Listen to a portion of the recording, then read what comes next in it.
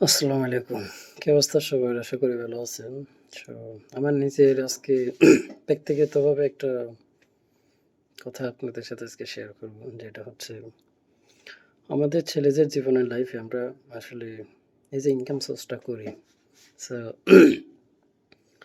এই টাকাটা আমরা কার জন্য করি?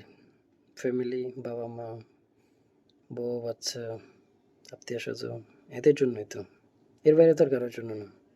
সো দেখুন, এই ফ্যামিলির মেম্বার যদি কারো যদি আপনার সর্বোচ্চটা দিয়ে যদি তাদের পিছনে ঘাম, শ্রম, টাকা, পয়সা সবকিছু দেওয়ার পরে যদি ফ্যামিলির মানুষ যদি বেইমানি করে, এর চেয়ে বড় দুঃখ আর কিছু হতে পারে না। ফ্যামিলির মানসিক শান্তি একজন পুরুষের সবচেয়ে ইম্পর্টেন্ট। যে পুরুষের উপর ফ্যামিলির মানসিক একটা চাপ পড়ে, সে বেঁচে থাকে মরা। কেন বলেন?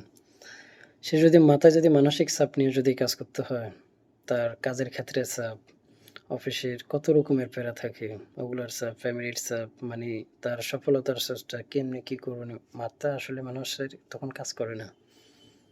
বেশিরভাগ পুরুষই এই যে স্ট্রোক করার পর বয়সে এখন বেশিরভাগ পোলাপান স্ট্রোক করতেছে। কী কারণে? এগুলার কারণে। সো আমি মনে করি একটা মেসেজ, আমরা আসলে জীবনে যাই করি আপনি হ্যাঁ, ফ্যামিলিকে দেখুন। বাবা-মা যতদিন আছে ততদিন এটা কর্তব্য আমাদের করতে হবে, ফ্যামিলির জন্য করতে হবে। তার ফাঁকে নিজের জন্য কিছু রাখুন। 20,000 টাকা বেতন পান, অন্ততপক্ষে 2,000 টাকা হলেও নিজের জন্য রাখুন আলাদাভাবে, যেন কেউ জানে না।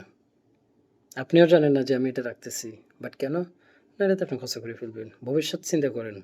5,000 টাকা রাখেন। এটলিস্ট ভবিষ্যতে একটা অ্যামাউন্ট পাইলে ওই অ্যামাউন্টটা দিয়ে আপনি কিছু একটা করতে পারবেন। হঠাৎ আপনার একটা জব নেই, একটা চাকরি নেই। আপনার যদি ক্যাশ 2, 4, 5 লাখ টাকা থাকে, আপনি একটা ব্যবসা করতে পারবেন।